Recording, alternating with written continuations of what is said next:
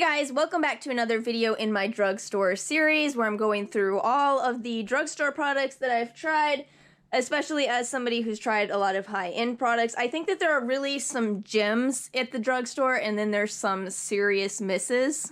In today's video, I'm going to be talking all about mists and primers, and I'm going to try to kind of speed this video up. I think some of these have been a little long. So let's jump into talking about mists first. Now I have these arranged by mists that are going to extend your makeup wear time and mists that are going to take the edge off of your powder. Now, if you are confused as to what that means, I'll link my video in which I broke that down a little more thoroughly. You know, makeup brands do absolutely nothing to help with the idea of standardizing this. I mean, we got a primer water here that's got alcohol in it. We've got a setting spray, a fixing spray, a fixing spray.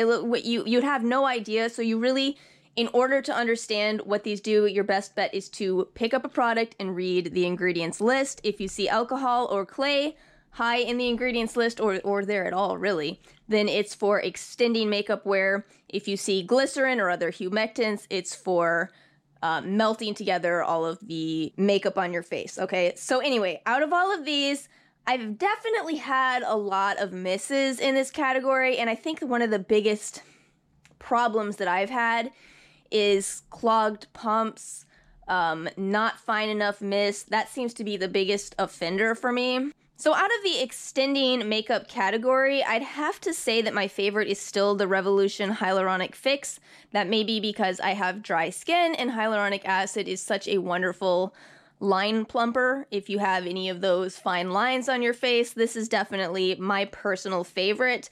A lot of these have just been kind of okay. Physicians Formula's Insta Ready Setting Spray is also a favorite, but it has that issue of not really a clogged pump here, but when you spray it, sometimes the nozzle gets stuck. Let's see if it does it this time. Yep, there it goes. So you get one spray with this and that's it. And it's such a shame because this is a gorgeous setting spray. And then getting down into these, the Mario Badescu is that $7 spray that it'll get the job done if you're trying to intensify your eyeshadow. The reason I think that's the best use for this is because it doesn't really have as many skincare benefits as some of the other sprays in here, but you don't really need to be worrying about that if you're just intensifying your eyeshadow by spraying your brush. So this gets my top pick for that use, and it has for years now.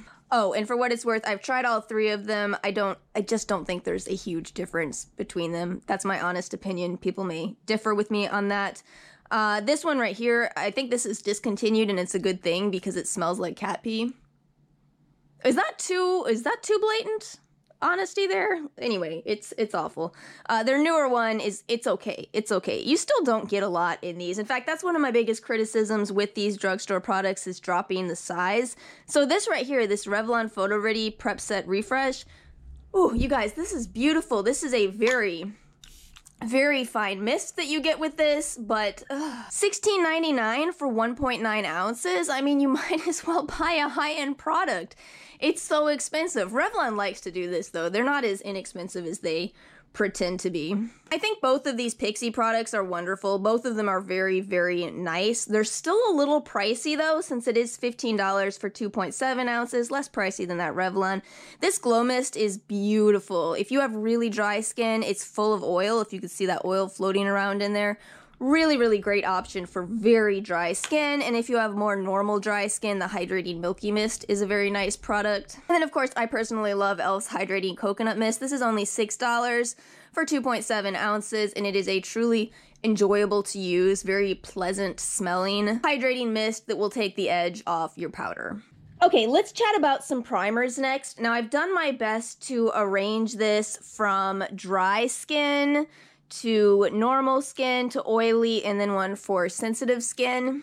Listen to me here on this one because nobody ever talks about this, but one of the best tips I can ever give you is that if you are not happy with your primer performance, consider using more than one primer.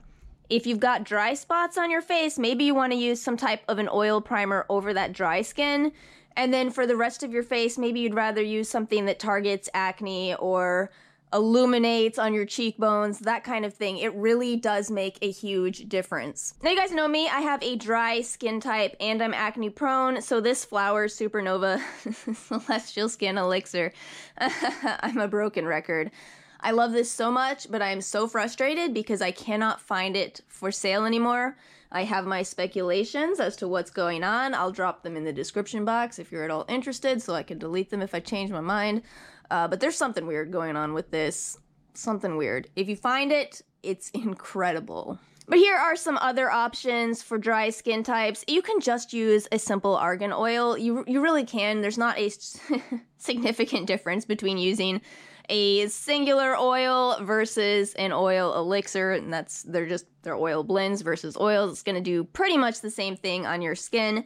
So, you know, don't discount that. So many people are still afraid to use oils. Oils make a huge difference if you have a lot of flaking problems with foundations. Wonderful products. This Body Shop Vitamin C Primer, this one is a little more pricey, but if you're looking to incorporate skincare into your makeup, you have a couple of options actually.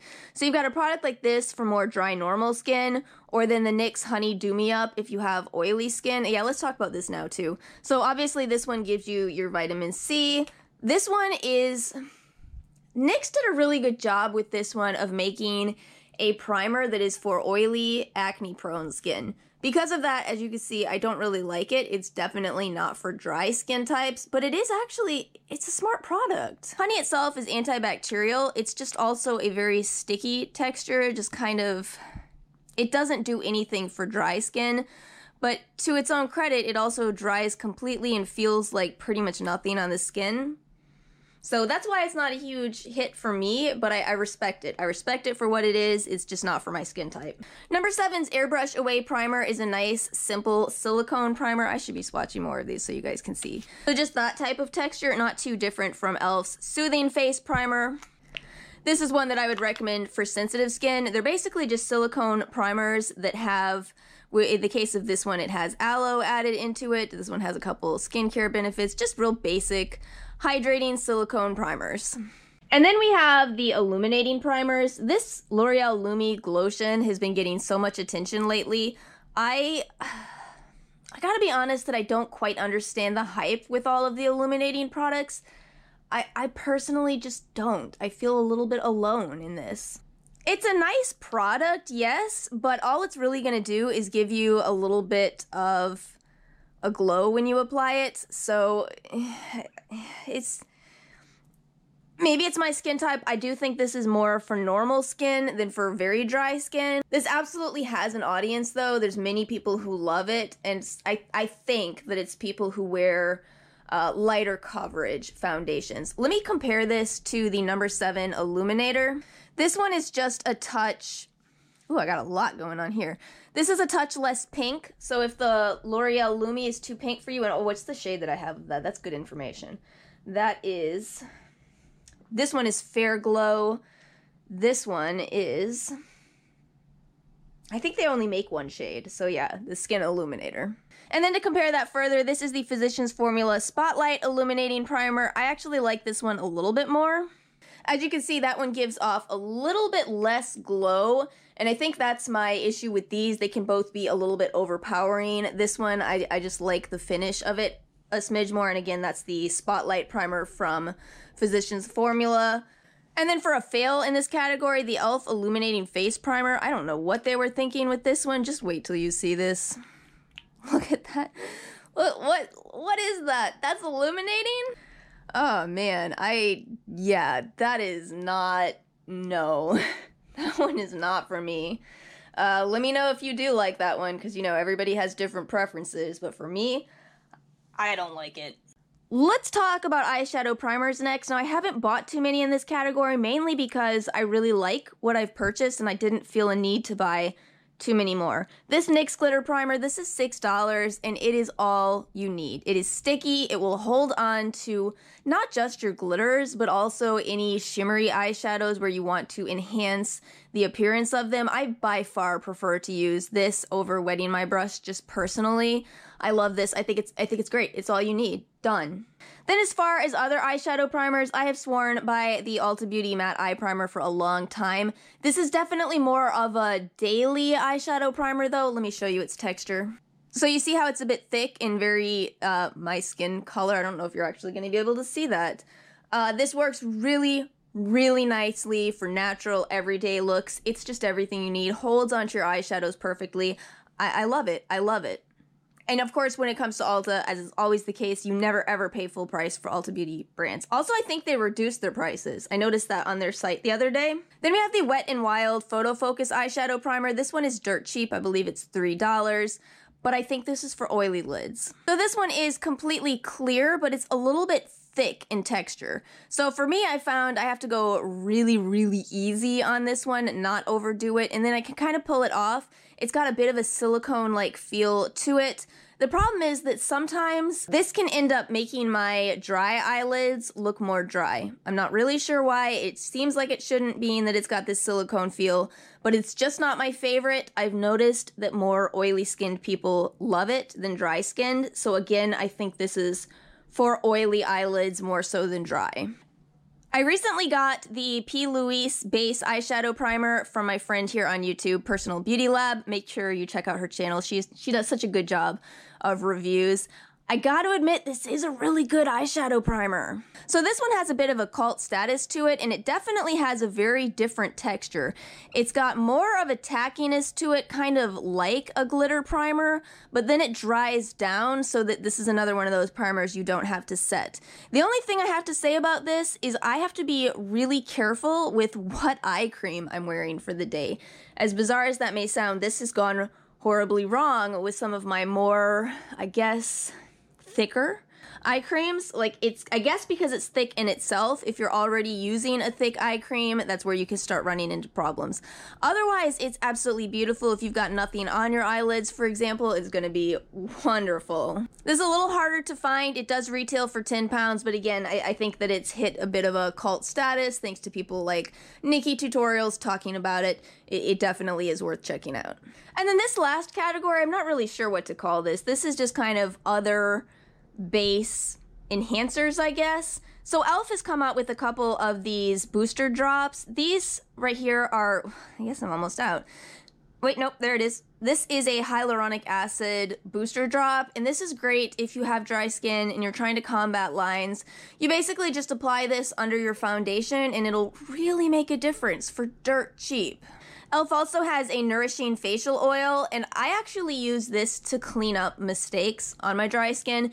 You know, if you apply eyeshadow, you're gonna have some fallout, you're gonna have it go in the wrong spot. And for a really long time on YouTube, people have always said, you know, just grab some makeup remover. That dries out my skin further. I do not like doing this. So instead, I grab this nourishing facial oil or another oil and clean up any mistakes, because oil also wipes up mistakes. That is probably a trick for dry skin people more so than oily, but it works for me. You know, again, if you have dry skin, the last thing you want to do is be drying it out more. So try that trick if you have dry skin and you're not liking how makeup removers impact your skin. And then, oh, is this all e.l.f.? This whole category is e.l.f. So the last thing are these mix to match adjusters. I have a video about these, so I'll go ahead and link that. These are great if your foundation isn't a perfect match. Oh, I'm telling you guys, you see a lot of people on YouTube talk about mixing together foundations. If you don't want to, you know, buy 3 different foundations so you can mix and match till you get the perfection finished result, just buy these. I have both the lightening one and then the olive one, since I often buy foundations that are just a little bit too dark and then they're a little bit too pink. These are great for taking a wrong shade and making it right. Alright guys, thanks as always for watching. If you do have any additional input, maybe something that I haven't yet tried that you love, please feel free to drop me a comment below, or as always, if you have a differing opinion, I welcome that too. Thank you so much for watching. Please make sure to like and subscribe, and I'll see you guys next time.